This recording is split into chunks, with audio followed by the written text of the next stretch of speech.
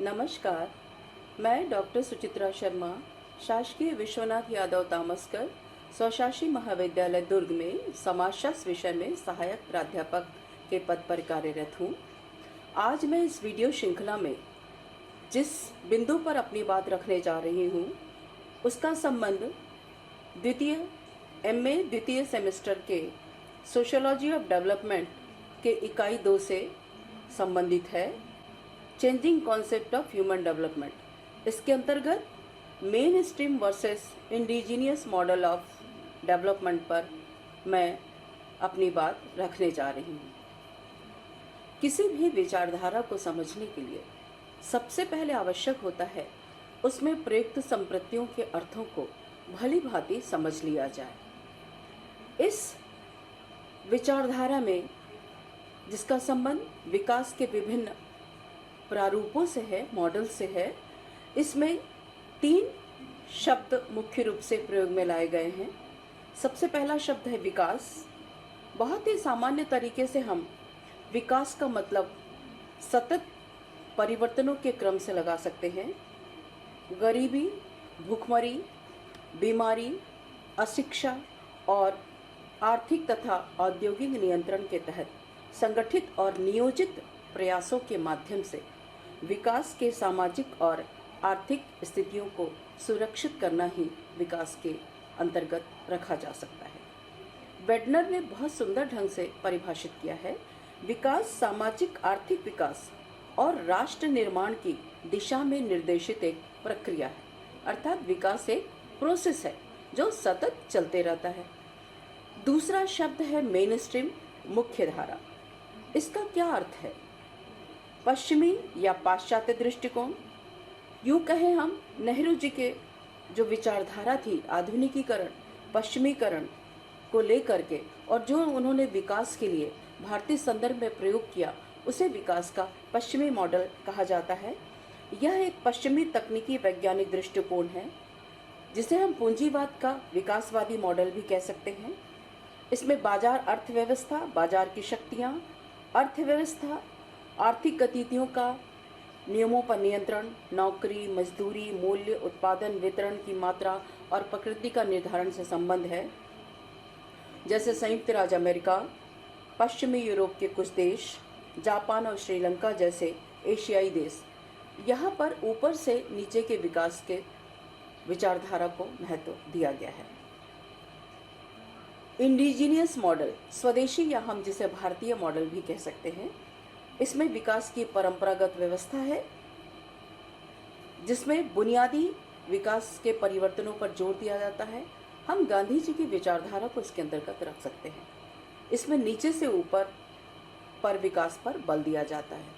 अब इनकी हम विशद व्याख्या करते हैं जिससे मैं आपको और अच्छी तरह से समझा सकूं कि विकास के इन मॉडलों का क्या अर्थ है और कैसे हम इन दोनों के बीच में संबंध स्थापित कर सकते हैं। विकास बहुत ही जटिल प्रक्रिया है और इसके कई आयाम हैं जो संबंधित और अन्योन्याश्रित है और फिर भी भिन्न भिन्न है। प्रारंभ में स्वतंत्रता, आर्थिक विकास और आधुनिकीकरण के पश्चिमी मॉडल को कई राज्यों द्वारा अपनाया गया था। फिर भी कुछ राज्य विकास के समाजवादी मॉडल को अपनाने के लिए आगे आए। भारत जैसे कुछ देशों ने मिश्रित उदार लोकतांत्रिक समाजवादी मॉडल को अपनाने का फैसला किया। वैसे तो विकास के विभिन्न मॉडल हैं। केन्स का समृद्धि मॉडल, अंतर्राष्ट्रीय संरचनावादी model, Andre Gunder Frank, Immanuel Wallerstein, Samir Amin तथा पॉल बरान आदि ने अपने विचारों को प्रस्तुत किया। इन सभी के मॉडलों में एक बात समान है कि ये सभी पश्चिम में पूंजीवाद के विकास के इतिहास तथा यूरोपीय अमीर देशों और औपनिवेशिक गरीब देशों के मध्य आर्थिक संबंधों पर केंद्रित हैं तथा विकास के पश्चिमी मॉडल से संबंधित है और उसका समर्थन करते हैं।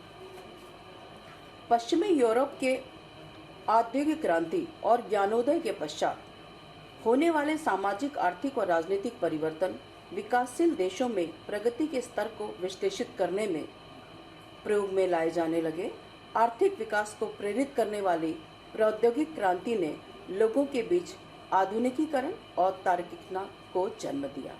अब हम एक एक करके इन विकास मॉडलों को देखते हैं। उसके पश्चात हम ये देखेंगे कि दोनों में क्या संबंध है और किस प्रकार से ये मानव विकास के लिए आवश्यक समझे जा सकते हैं। सबसे पहले हम देखते हैं विकास का पश्चिमी उदारवादी मॉडल। सभी समाज विकास के पारंपरिक संक्रमणकालीन और आधुनिक चरणों से गुजरते रहे हैं। आर्थिक विकास को प्रेरित करने वाली प्रौद्योगिक क्रांति के कारण लोगों में अर्थोन्मुखी विश्व दृष्टि पनप चुकी है। इसी कारण आर्थिक विकास ही विकास का आधार माना जा रहा है। व्यक्ति की स्वायत्तता का अधिकार व स्वहित ही सभी विकास के अधिकार होने चाहिए। ये तेजी से औद्योगिकरण, तकनीकी प्रगति, आधुनिकीकरण, पूर्ण रोजगार और समाज, अर्थव्यवस्था व राजनीति के उदारीकरण की निरंतर प्रक्रिया हेतु तत्पर है। विकास के लक्ष्यों को मुक्त बाजार अर्थव्यवस्था, प्रतिस्पर्धा और सर्वांगीण व्यक्तिगत विकास के आधार पर हासिल किया जाना है। इसे विकास का बाजार मॉडल भी कहा जा सकता है। यह मॉडल इस बात को मानता है कि सभी राज्यों की अर्थव्यवस्था को खोलना ही विकास का एकमात्र तरीका है। पश्चिम का विकास का मॉडल केंद्रीकृत मॉडल रहा है। ये बात आप बहुत अच्छे से समझ जाइए कि पश्चिमी मॉडल जो है केंद्रीकृत है, सेंट्रलाइज्ड है। जिनके पास अधिकार और धन केंद्र में था, उन्हीं के पास ज्ञान और व्यापार भी केंद्रीकृत हुआ। दरअसल भारतीय समाज की अपनी विश्व दृष्टि के अनुरूप गतिशील होता रहा है। बाहरी लोगों के आक्रमण से गतिशीलता भी प्रभावित हुई। अंग्रेजों के भारत के बौद्धिक वर्ग को पश्चिमीकरण और आधुनिकीकरण को अपने सुरक्षा कवच की तरह इस्तेमाल किया। एक्चुअली में हम ये देखते हैं कि हमारे समाज का एक वर्ग है जो आधुनिकीकरण और पश्चिमीकरण से ज़्यादा प्रभावित हुआ और जिसमें पाश्चात्य सभ्यता की प्रबलता दिखाई दी, और इन्हीं वर्गों को पाश्चात्य मॉडल के समर्थकों ने इस्तेमाल किया और सत्ता भी उन्हीं के हाथों में सौंपी जो पश्चिम परस्त थे और देश के विकास को पश्चिमी संदर्भ में देखने की राजनीतिक अपेक्षा रखते थे और रुचि रखते थे। अंग्रेजों ने भारतीय समाज के बौद्धिक वर्ग के उत्तरार्ध राजनीतिक इस्तेमाल किया। 8वीं शताब्दी के उत्तरार्ध में देश के अंग्रेजी दा 5% लोगों ने जो राजनीति शुरू की, उसके केंद्र में सत्ता की भागीदारी की मांग तो थी, साथ ही अंग्रेज व अंग्रेजीपन को अपने से बड़ा माना गया। इस युग में नेहरू पश्चिमी मॉडल के या विकास के मुख्य धारा के प्रतीक बने रहे और ये स्थिति लगभग 1950 से के 1960 के दशक तक ये स्थिति बनी रही, यानी कि हमारा विकास का पश्चिमी मॉडल जो है वो क्रियान्वित होता रहा। लेकिन दिक्कत ये थी कि हम जब विकास की बात किस सामाजिक परिप्रेक्ष्य में सोच रहे हैं, ये बहुत मायने रखती है। हम विकास को भारतीय संदर्भ में देखना चाहते हैं, इसलिए भारत की संरचनात्मक और व्यवस्थात्मक स्थिति का आकलन करना बहुत ज़रूरी है, क्योंकि कौन सा मॉडल किस परिप्रेक्ष्य में उपयुक्त होगा ये जानने के लिए हमें ये देखना पड़ेगा कि वहाँ की सामाजिक व्यवस्था, उसका सर्वेक्षण करना जरूरी है और तभी हम उस नीति नियमों को लागू कर सकते हैं जो उस देश के विकास के सर्वांगीण विकास के लिए आवश्यक हो। अब हम देखते हैं कि विकास का हमारा भारतीय मॉडल क्या है या कौन सा मॉडल जो है विकास का भारत के परिप्रेक्ष्य में उपयुक्त समझा गया। बहुत सीधे और सारे सरल शब्दों में हम कह सकते हैं कि भारत एक परंपरावादी समाज रहा है। भारत में भूमि हो, जल हो या वन हो या वहाँ के निवासियों का ही स्वामित्व रहा, यानी कि जल, जंगल और भूमि पर जो वहाँ के स्थानीय निवासी रहे, वे लोग, उन लोगों ने उसका अपना स्वामित्व समझा भी और अपनी संपत्ति के रूप में वो उसको समझते भी रहे। इसलिए जब हमें विकास की बात सोचनी है तो ये बहुत अच्छे से सोचना पड़ेगा और परखना पड़ेगा कि क्या विकास किन लोगों के लिए किया जा रहा है। हमारे सामाजिक संगठन की एक विशेषता रही है कि एक कुल समूह या जाति समूह के एक ही तरह के प्राकृतिक संसाधन स्रोतों से विशेष संबंध है। व्यापक सामाजिक नीति, विधि और निषेध थे जो सबके द्वारा मान्य थे, सब उसका पालन करते थे। मर्यादा का महत्व था। व्यापक धर्म से अनुशासित स्वधर्म की प्रतिष्ठा थी। भारतीय जीवन दृष्टि के ये केंद्रीय भाव रहे हैं। परिवार प्रबल रहा है। संबंध आधारित व्यवस्था भारतीय समाज की महत्वपूर्ण व्यवस्था रही है। समस्त जीवन रूप पूज्य है, पवित्र है और जीवन रूपों की विविधता सहज, रक्षणीय और सम्मान योग्य है। जनपद और कुलों के आधार पर मनुष्यों की सामाजिक पहचान की जाती रही है। तो हम ये देखते हैं कि विकास के दृष्टिकोण से भारत अभी विकासशील राज्यों की श्रेणी में आता है। बाजारवादी अर्थव्यवस्था, उदारीकरण और भूमंडलीकरण जैसी नई विकासवादी प्रक्रियाओं के कारण विकासशील देशों के कायाकल्प के कार्यक्रम बनने और क्रियान्वित होने लगे, क्योंकि ये बहुत गहराई से, बहुत शिद्दत से महसूस किया गया कि विकास तो होना है। तो जो राज्य अभी विकास की प्रक्रिया में संलग्न है, उनका विकास कैसे किया जाए, वहाँ पर कौन सा मॉडल उपयुक्त होगा, ये सोचे बगैर सब राज्यों ने जो है विकास की प्रक्रिया की ओर अपने कदम बढ़ा दिए। लेकिन आवश्यक है कि उस देश की संरचनात्मक और सांस्कृतिक विशेषताओं का ख्याल रखें।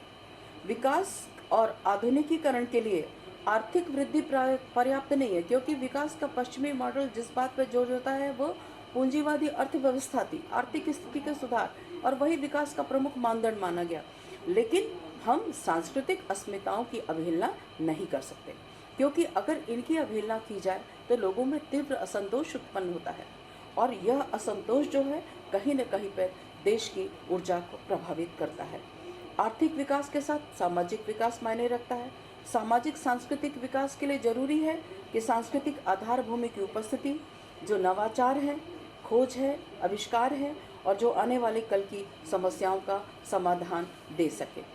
और हम एक चीज़ बहुत अच्छे से ये देखते हैं कि हमारा समाज कृषि प्रधान समाज देश है। गांव में रहने वालों का भी सुस्थिर और स्थानीय समूह है, जिनकी अपनी गांव या क्षेत्र से बाहर गतिशीलता बनी रहती है। हम ये देखते हैं कि अपनी आवश्यकताओं की पूर्ति के लिए गांव के लोग बाहर की ओर जाते हैं, शहरों की ओर, नगरों की ओर भी जाते हैं, और यही नहीं, स्थानीय क्षेत्र से निकल करके गैर स्थानीय यानी बाहरी क्षेत्रों की ओर भी वे अपनी आवश्यकता को पूर्ति करने के लिए गतिशील होते रहते हैं। व्यवसाय का वर्गीकरण सहज, सरल और सामाजिक स्थानीकरण जो है वह आस्था प्रधान होता है, जिसका प्रभाव बहुत विस्तृत होता है। परंपरागत समाज में व्याप्त जातीयता, धर्म, संस्कृति और भाषा ये बहुत महत्वपूर्ण है, और अगर इनको ध्यान न दिया जाए तो ये अवरोधक का काम करते हैं विकास के क्षेत्र में। इसलिए महात्मा गांधी ने स्वदेशी विकास पर बहुत जोर दिया था। वे पश्चिम के विकासवादी विकल्पों और मॉडलों पर बहुत कम ध्यान देते थे, और विकेंद्रीकरण विकास का मार्ग प्रशस्त करेगा ये वो मानते थे, क्योंकि पश्चिमी मॉडल हम देख चुके हैं कि केंद्रीकृत है, और भारत का स्वदेशी मॉडल जो है वो विकेंद्रीकृत है। और इसलिए गांधी जी इस रास्ते को बहुत प्रमुख मानते थे, जिससे कि गांव में ही उत्पादन हो, वितरण हो और स्वामित्व का विकेंद्रीकरण हो, यानी जो भी किसी वस्तु का उत्पादन उस क्षेत्र विशेष के द्वारा लोगों के द्वारा किया जा रहा है, उसका वितरण विनिमय भी उसी क्षेत्रों को मिले या लोग उससे लाभान्वित हो, जिससे कि उनकी भागीदारी भी उनकी बनी रहे, और तब उनके विकास को हम सही दिशा दे सकते हैं। और केंद्र में रह करके विकास योजनाएं यदि बनती हैं तो निश्चित रूप से वो ज़मीनी हकीकत से दूर होती है। जैसा कि पश्चिमी विकास में जितना भी हुआ उसमें ये बात देखी गई कि जितने भी विकास कार्यक्रम बनाए जाते हैं या क्रियान्वित होते रहते हैं, वो सबको देखने के बजाय ये देखा जाता है उसको बस क्रियान्वित कैसे किया जाए, वो केंद्र में रख करके निर्माणाधीन होते हैं। लेकिन अगर हम इस तरह से भारतीय परिप्रेक्ष्य में विकास की बात करना चाहते हैं तो केंद्र में बनने वाली विकास योजनाएं ज़मीनी हकीकत से दूर हैं। इसलिए हम विकास को कभी भी अगर सही दिशा में ले जाना चाहते हैं तो विकास नीचे से ऊपर की ओर होना चाहिए, अर्थात ये कि जिन लोगों का विकास किया जाना है उनकी भागीदारी भी उनमें होनी चाहिए, क्योंकि केंद्र में बनने वाली विकास योजनाओं में वे लोग तो कभी भागीदार होते नहीं हैं जिनके लिए विकास योजनाएं बनती हैं। ऐसी स्थिति में विकास हमेशा असफल होता है। इसलिए जब तक इनकी भागीदारी ना हो तब तक कोई भी विकास योजना सफल और क्रियान्वित नहीं हो सकती है। श्यामाचरण दुबे ने अपनी कृति विकास का समाजशास्त्र में बहुत सुंदर बात लिखी है। उन्होंने कहा है कि आधुनिकीकरण एवं विकास के कुछ लाभ काफी व्यापक रहे, परंतु मानव समाज का एक बहुत बड़ा हिस्सा इससे अछूता रहा। इसकी वजह वही थी क्योंकि विकास योजनाएं कहाँ थी, वो ऊपर से नीचे की ओर आ रही हैं। पीसी जोशी ने बहुत सुंदर बात इसमें इस संबंध में उद्धृत की है कि विकास के लिए जरूरी है कि भूमि और ग्राम पर आधारित जनसंख्या का अनुपात घटे, कृषि का नवीनीकरण हो और कृषि में वैज्ञानिक विधियों को लाकर भूमि की उत्पादकता बढ़ाई जाए। और ये चीज़ें तभी हो सकती हैं जब सामंती या अर्ध सामंती भूमि संबंधों को स्थापित किया जाए, जो उत्पादन की शक्तियों और साधनों के वैज्ञानिक विकास में सहायक हो। इस तरह से भारतीय मॉडल में इस बात पे जोर दिया जाए कि बाहर से सीखना तो है, क्योंकि सीखने के लिए ये कहीं आवश्यक नहीं है और न ही ये कोई बाध्यता है कि हम कहाँ से सीख रहे हैं। बाहर से सीखें तो क्या सीखें, कितनी मात्रा में सीखें और कैसे सीखें, ये सब बात बहुत ज़रूरी है। क्योंकि विकास यदि भारतीय परिप्रेक्ष्य में है तो विकास का भारतीय परिप्रेक्ष्य में भारतीय विशेषताओं को ध्यान में रख करके ही किया जाना चाहिए। तो ये तो दो बातें हुई, हमने दो बातों पे गौर किया। एक तो भारत का विकास का जो भारतीय मॉडल था और एक पश्चिमी मॉडल। पश्चिमी मॉडल केंद्रीकृत था और भारतीय मॉडल जो है विकेंद्रीकृत था, जिस पर गांधी जी ने बहुत जोर दिया। अब हम देखते हैं कि दोनों के बीच में क्या फ़र्क है, main stream versus indigenous model of development. इसे समझने के लिए हमें 18वीं सदी के अंग्रेजी समाज को समझना जरूरी है। पश्चिमी विकास मॉडल केंद्रीकृत रहा है, अधिकार और धन इसमें केंद्रित था। पश्चिमीकरण की अवधारणा को विद्वता और सत्ता से जुड़े समाज ने अंगीकार करना शुरू किया, पर आज भी पश्चिमी मॉडल और संस्कृति को मानने वालों की संख्या हमारे समाज में 2% से अधिक नहीं है। ऊपरी तबके के अलावा कुछ सरकारी और गैर सरकारी संगठित क्षेत्र में केंद्रीकृत व्यवस्था में जी रहे लोग, जो 3 करोड़ लोग हैं, उनकी तनख्वाह दूसरों से द्विगुनी भी है और पश्चिमीकरण का व्यामोह भी उन्हीं में ज़्यादा है। तो हमारे, अब बल्कि हम तो ये भी देखते हैं कि हमारे यहाँ विदेशी रिटर्न होना भी एक प्रतिष्ठा प्रतीक माना जाता है, एक सिंबल माना जाता है, बल्कि एक उपलब्धि की तरह हम मानते हैं कि हाँ, अरे कौन है, पश्चिम से रिटर्न होकर आया है। यह पश्चिमी मॉडल हमारी सामाजिक व्यवस्था में बैठ गया है। इतने सालों में जिन लोगों ने भी ये मॉडल बनाया या अनुकरण किया, वे हिंदुस्तानी व्यवस्था को समझ नहीं पाए या ध्यान नहीं दिया। तो विकास के स्वदेशी और पश्चिमी मॉडल के बीच का असली फर्क क्या है? यह फर्क विकेंद्रीकृत व केंद्रीकृत मॉडल का है। ऊपर से नीचे पश्चिमी मॉडल है, जबकि नीचे से के ऊपर भारतीय मॉडल है। ऐसा हो सकता है कि पश्चिम में कोई मॉडल बनाकर विकास नहीं किया गया। ऐसा तो नहीं है कि पश्चिम में भी कहीं न कहीं पर कोई मॉडल तो जरूर बना होगा, पर वो उसकी मूल संस्कृति पर आधारित रहा होगा। तो पश्चिम में जो मॉडल बनाया गया वो वहाँ के संदर्भ में बनाया गया, तो उसको हम यहाँ पर कैसे एज इट इज़ लागू कर सकते हैं, ये बात बहुत ध्यान देने की योग्य है। तो जरूर कहीं न कहीं पर पश्चिमी समाज में भी अगर मॉडल बना होगा तो कोई न कोई तो मूल संस्कृति रही होगी। तो उसी तरीके से अगर हमको भारतीय संदर्भ में विकास करना है तो भारतीय परिप्रेक्ष्य और संरचना की उपेक्षा हम नहीं कर सकते। जेएनयू के पूर्व उप कुलपति डॉक्टर नायदम्मा ने कहा है, पारंपरिक तकनीकी और स्थानीय मेधा शक्ति की अवहेलना से अपने लोगों का आत्मविश्वास घट रहा है और स्थानीय प्रौद्योगिकी द्वारा बुनियादी स्तर पर समस्याओं के समाधान की क्षमता पर भी असर पड़ा है। ये बात उन्होंने हिंदू मद्रास जो 10 जनवरी 1983 में प्रकाशित हुआ उसमें लिखी थी। इस नियोजित विकास को लेकर के भारत में काफ़ी विक्षोभ उत्पन्न हुआ, क्योंकि जो नियोजन विकास था भी तो वो किस संदर्भ में था, वो पश्चिमी संदर्भ था, इसलिए वो हमारी आवश्यकताओं को देखते हुए पर्याप्त और उचित नहीं था, इसलिए यहाँ पर बहुत ही विक्षोभ हुआ। तो क्या हम इस बात पर सोचेंगे नहीं कि आज ये जो हमने इतना सब कुछ किया, इतनी विचारधारा, इतनी क्रांति की, क्या इसी परिणाम को जानने के लिए कि हम पश्चिमी मॉडल का अनुकरण करें? भारत में 1920, 1930 और 1940 के दशकों में स्वाधीनता आंदोलन छेड़ा गया था। सन 1929 में भारतीय राष्ट्रीय कांग्रेस ने ब्रिटिश राज से पूर्व स्वतंत्रता की उपलब्धि का लक्ष्य निश्चित किया और महात्मा गांधी द्वारा तैयार स्वातंत्र्य प्रतिज्ञा में कहा गया, क्योंकि महात्मा गांधी भारतीय मॉडल के समर्थक थे। उनका कहना था विकास करना है तो भारतीय परिप्रेक्ष्य में, हम भारतीय कुल व्यवस्था, राजनीतिक व्यवस्था, जाति व्यवस्था, परिवार व्यवस्था और संबंधों को हम नकार नहीं सकते। इसलिए उन्होंने क्या कहा कि हमारा विश्वास है कि हर एक समाज की तरह भारतीय जन का भी यह अहस्तांतर करणीय अधिकार है कि वह स्वाधीन रहे और अपने परिश्रम का फल का आनंद ले और जीवन की ज़रूरतों से इस प्रकार मुक्त रहे कि उसके पास विकास के संपूर्ण अवसर रहे। क्योंकि अगर हमारा भारतीय समाज अपनी ज़िंदगी की आवश्यकताओं की जद्दोजहद में ही लगा रहेगा, उसकी पूर्ति में ही लगा रहेगा, तो विकास के लिए उसके पास अवसर कहाँ है। तो देश के विकास को लेकर पश्चिमी मॉडल की जगह विदेशी नहीं बल्कि स्वदेशी मॉडल की आवश्यकता है। एक तरफ पूंजीवादी बाजार व्यवस्था राष्ट्रों को एक छत के नीचे एक दूसरे के और अधिक निकट कर रही है। वैश्वीकरण, राष्ट्रीयकरण, सीमाओं से परे पूंजी, श्रम और वस्तुओं का संधारण बिना किसी बाधा के संभव हो रहा है। वहीं दूसरी ओर क्या हो रहा है कि दुनिया भर में राष्ट्रीय, धार्मिक, सांस्कृतिक और भाषाई अस्मिताओं के क्षेत्र में एक नए तरीके का असंतोष दिखाई दे रहा है। क्योंकि बात फिर वहीं पे आ रही है परिस्थितियों की, और जो सामाजिक स्थितियां रही हैं या सामाजिक संरचनात्मक व्यवस्था रही है, दोनों के परिवेश अलग अलग थे, इसलिए यहाँ पर असंतोष की बात दिखाई दे रही है।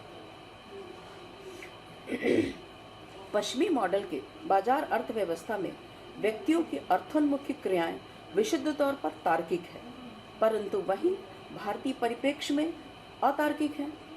क्योंकि आर्थिक संबंधों के साथ सामाजिक संबंधों के सर्वेक्षण को बिना हम विकास की दिशा नहीं प्राप्त कर सकते, विकास कर ही नहीं सकते। हम केवल आर्थिक संबंधों में उन्नति या अर्थो विकास को ही बहुत महत्वपूर्ण स्थान दें और सामाजिक संबंधों को न ध्यान दें, ऐसी स्थिति में वहाँ पर कोई बात यह गले नहीं उतरती कि विकास कैसे किया जाए। भारतीय व्यवस्था संबंध आधारित व्यवस्था है, क्योंकि यहाँ संबंधों का महत्व दिया जाता है, जबकि पश्चिम में अनुबंध आधारित दृष्टिकोण है। और बाजार अर्थव्यवस्था योग्यता व दक्षता अनुबंध आधारित है। यानी बाजार व्यवस्था में क्या है, जिस व्यक्ति के पास दक्षता है, कुशलता है, क्षमता है, योग्यता है, वह वहाँ पर उच्च स्थिति को प्राप्त करता है। यह भारतीय परिवेश में इसलिए असफल हुआ क्योंकि यहाँ संबंधों को, परिवार को समुदाय और समाज के परिप्रेक्ष्य में देखने की कोशिश की जाती है, बल्कि यूं कहीं कि देखते ही हैं। यहाँ पर ये परिवार, राज्य, परिवार और समुदाय बहुत महत्वपूर्ण है। पश्चिमी मॉडल असंधारणीय है। इसमें 3 बातें बहुत महत्वपूर्ण रही। एक तो उपनिवेशवाद जो 150 वर्षों तक चला, साम्यवाद जो 70 वर्षों तक चला, और वैश्वीकरण 25 वर्ष क्रियाशील रहा। क्योंकि ये मॉडल क्या है, केवल लघु जीवन काल का है, इसमें स्थायित्व नहीं है। क्योंकि कहीं न कहीं पर हमारा भारतीय परिवेश, हमारी भारतीय सभ्यता, हमारी भारतीय सामाजिक व्यवस्था ध्यान में नहीं रखी गई है। इसलिए क्योंकि कोई भी विकास दर्शन विहीनता के, संस्कृति विहीनता के और संबंध विहीन व्यवस्था के कैसे कोई टिकाऊ होगा। इसलिए पश्चिमी मॉडल उतना टिकाऊ नहीं रहा और पश्चिमी विकास का जो पश्चिमी मॉडल था वो धीरे धीरे जो है वो कमज़ोर पड़ता गया, उसकी नींव कमज़ोर पड़ती गई। जबकि भारतीय परिप्रेक्ष्य में व्यक्ति परिवार के लिए त्याग करता है, परिवार पूरे समुदाय के लिए त्याग करता है, और यही नहीं, पूरा समुदाय पूरे गांव के लिए, पूरे राज्य के लिए अपने अधिकारों को छोड़ देता है, गांव देश के लिए अपने अधिकारों को त्याग करता है।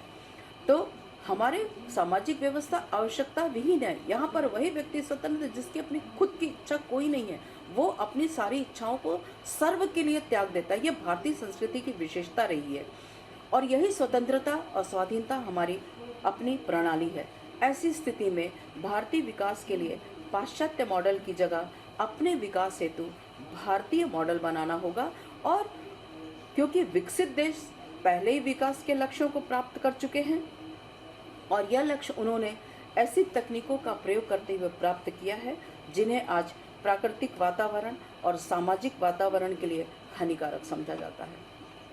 तीनों व्यवस्था, पूंजीवादी, साम्यवादी और वैश्वीकरण ने कहीं न कहीं असमानता को प्रोत्साहित किया है, साथ ही व्यक्तियों एवं राष्ट्रों की आर्थिक परिस्थिति के मध्य दूरी बढ़ाई है। पश्चिमी मॉडल की अनुबंध आधारित दृष्टिकोण भारत के संबंध आधारित दृष्टिकोण के अनुकूल नहीं है और इसलिए वह यहाँ असफल है।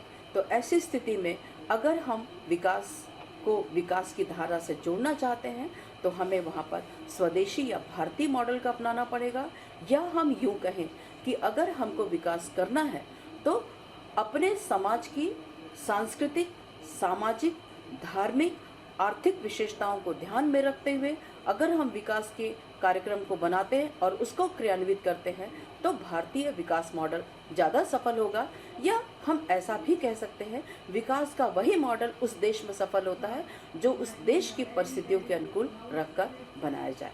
तो ये था main stream versus indigenous model of development. आशा करती हूँ कि आपको समझ में आया होगा, और अगर आपको कोई बात समझ में नहीं आई तो नीचे दिए मेल पर आप मुझसे संपर्क कर सकते हैं। धन्यवाद।